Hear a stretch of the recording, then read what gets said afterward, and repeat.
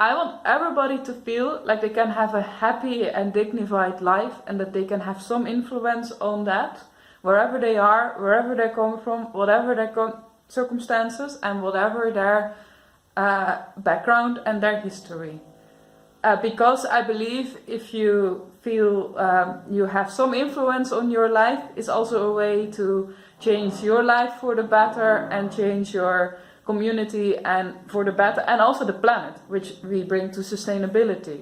And I think one of the reasons why so many bad choices are made is because people feel like they cannot influence anything. And influence, I don't necessarily mean talk about big changes like if you follow me you will become a millionaire, because that's not necessarily realistic, and that's also not necessarily, I think, what you should want. What I mean with influence your own life is that your mind gets free and happy and oriented towards possibilities and good things in your life, because the mind is the first place where it starts. For example, if I talk about my own experience, a few years ago, well actually many years, I was down, dark and depressed, and no matter where you come from, no matter how your life is, like I sometimes think that it sounds a little big, but one of the devastating things about being depressed, for example, is that you can look at an objectively beautiful sunset and you don't like it. And you know you should like it, you know you do. In normal circumstances, like when your mind is okay, you do like it, but you just don't. So there can be, like, you can be a millionaire with 10,000 friends and loving parents and nothing goes wrong in your life, and you can still be not happy. And you also can have nothing and be happy. And it all comes down to mindset, actually. And also a mindset controls how we go about the resource use we have. Because I'm not preaching like you have to be happy even if you don't have anything, because I do believe in equality. But I am saying that the mindset also can create urges to do actions that go towards inequality. For example, that you decide to buy fast fashion, if we keep it to textiles, that's a thing that doesn't help others to have a happy and good life. So yeah, I don't know where I'm going. And actually I think making choices that harm others is also indicative of a not healthy mindset. And that's something we can work on as a society. And I think if we work on making our mindset happy, I think two things will happen among many other things. One is that you become happier with what you have. So you can enjoy the sunsets, you can enjoy a good job, and also you will become nicer to other people, actually. Because if your mindset is okay, you don't care about being scared of people you don't know, because you are good. Your mind is like stable, good, happy.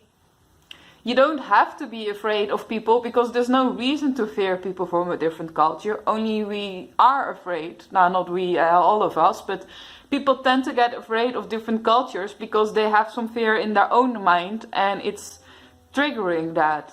But if you have enough fears in your own mind, or you are like aware of your emotions and you can control them, there's no reason anymore to fear like people from a different culture, for example. Or there's no reason to fear not having enough, so you will buy more food than you need and throw it away. If you have no insecurities in your own mind, there is no need to take more than you need, so other people can't. So that's why mindset is actually where it starts. I have a background in development studies and urban environmental management, because I've always had the question of how can we make this world better for people to live in, because it's unequal. There are people who are like, they will always struggle because of where they grew up. And I was like, there must be a way to change this. And after studying non-profits and development and colonialism and histories and marginalization, it comes all down to mindset of people. Because if people are greedy, you can have systems that help other people go to school, but the system will fail because there's not the right mindset and intention behind it. I know that sounds, that's what my thinking. And that's something we have to do as a society, and individually we have to work on that. And that's why quilting is important to me. Because for me, quilting is a way to calm down all the things that are going on, because you have millions of thoughts and influences from outside during a day. And I think in basis, most humans are good and think about collective. Only if there's panic and stress, like also with everything that's going on in the world the past 3 years, we're all on edge and stressed. And that makes us more panicked and more likely to be greedy and to do things that do not serve our neighbors and actually ourselves as well. It also makes you distance from other people.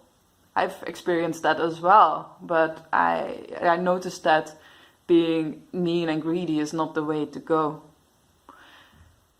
So quilting is a way for me to get back to myself and to also calm down, so I can filter which thoughts are mine and which thoughts are from others. And usually the thoughts from others tell you to be panicked and not have enough, to hoard a lot of food, to hoard toilet paper has happened. And the thoughts that are mine are usually more calm.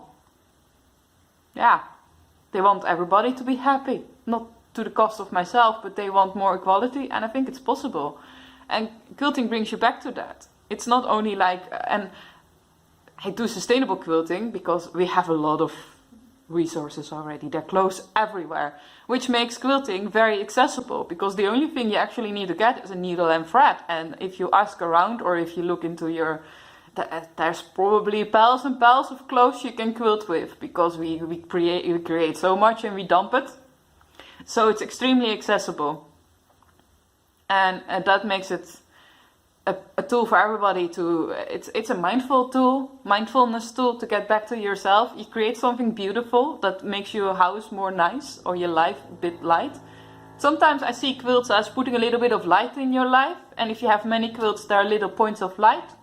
And if there's somebody who's very sad or depressed or had to flee and lost everything, or sick or lonely, you can give them a quilt, and that will give them some light in their life and something. A quilt shows you actually that somebody cares. So a quilt in your own home shows you that you care about your own home, which is always a good thing, because if you tell yourself you matter, you're going to take care of yourself.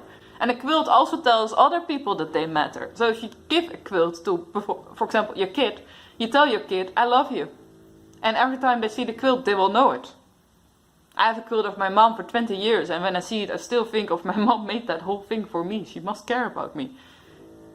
So quilts are very accessible carriers of love and connection. And they also bring joy, because you create something, and we live in a digital world. So it's very nice to create something with your hands and actually hold it. And it's also sustainable, because instead of dumping clothes, we're going to use them. And I hope that creates awareness that we buy too much clothes and we produce too much, and we will stop doing that. And if I am an old lady in 40/50 years, I will be very happy if I cannot be a sustainable quilter with old clothes anymore, because they're all used and we all making like natural dyed stuff. I will be very happy, and by that time I've teach you to enjoy the process, so we can still make quilts, but we don't have to do it with trash, because the trash is gone. That's my hope.